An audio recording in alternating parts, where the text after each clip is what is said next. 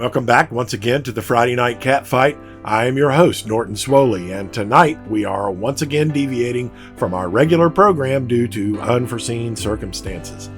In answering the call to assist a widow and orphans in distress, the previously vacant Catcatraz Training Facility became an emergency rescue shelter for kittens from that stricken feral cat colony that you saw featured on a previous episode that is entitled Why We Fight.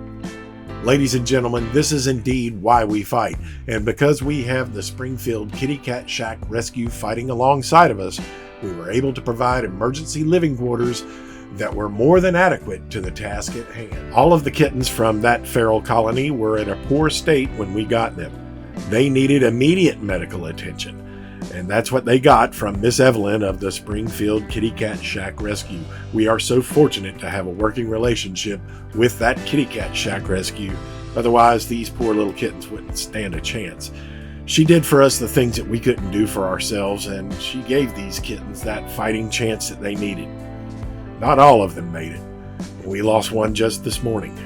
None of them would have made it if somebody didn't try to help them out, so for now they will be here and we will just adjust to the new tempo. Tonight we will be taking you on an odyssey. It is an ongoing saga of the family that makes up Florida Feline Championship Wrestling. In this segment you will hear a story that started out with the best of intentions, but it nearly had disastrous consequences to the Pearl World family. It began when Mama Midnight had her 7th litter. Days after constructing our original steel cage, we took in an emergency hard case from the convenience store across the street, which is a known site of pet abandonment. Groovy the cat was the first inmate of Catcatraz, and such a groovy cat he continues to be after a well-known celebrity from the music industry took him to his Rock and Roll Hall of Fame, where he has his own chair now and has television shows that he now enjoys with his family on a regular basis. Just a couple of nights of him on my front porch near the food supply of my ferals was enough to create complete upheaval, and Mama Midnight moved her litter of kittens.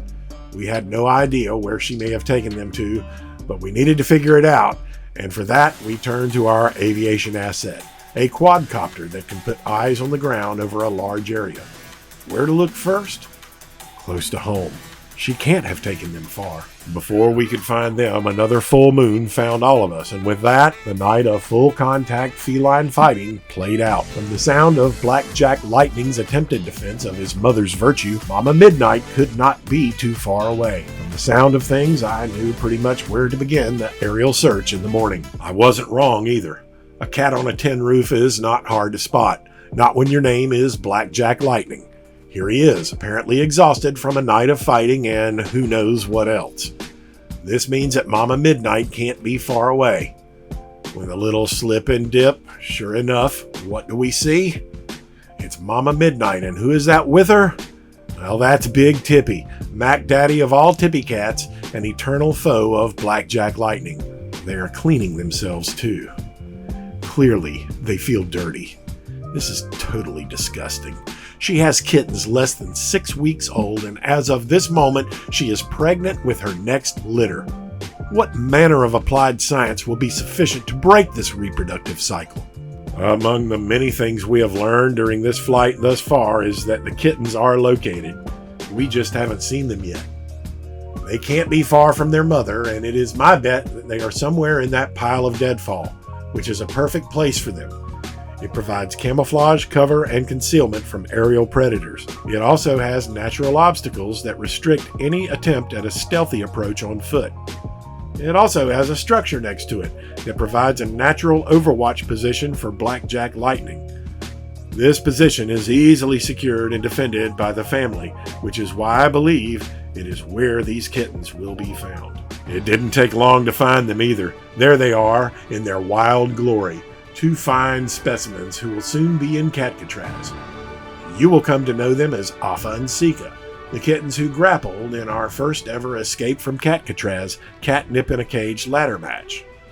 This just in, Sika and Silas, which is what their actual names were, are doing great. Every day they are more and more comfortable in their forever home. Talk about bonding. They are just incredible. After a couple of days of nerves, they settled right in. Every day they show me a little more of their personalities. Their names are now Apollo and Dionysus. I couldn't be happier with them, and they seem to love it here. Of course they do. Those kittens were brought up right. At the Catcatraz Training Facility, we poured our heart and soul into them, and now they are champions in their forever home. Look at them now, masters of all that they survey. 3 weeks ago, Mama Midnight delivered the litter that was conceived during the production phase of this episode. Last night, Big Tippy came a-calling once more, and from the sound of things, Blackjack Lightning held him off this time. He exhibited no battle damage at breakfast this morning, so it is possible that a 9th litter is not yet on the way.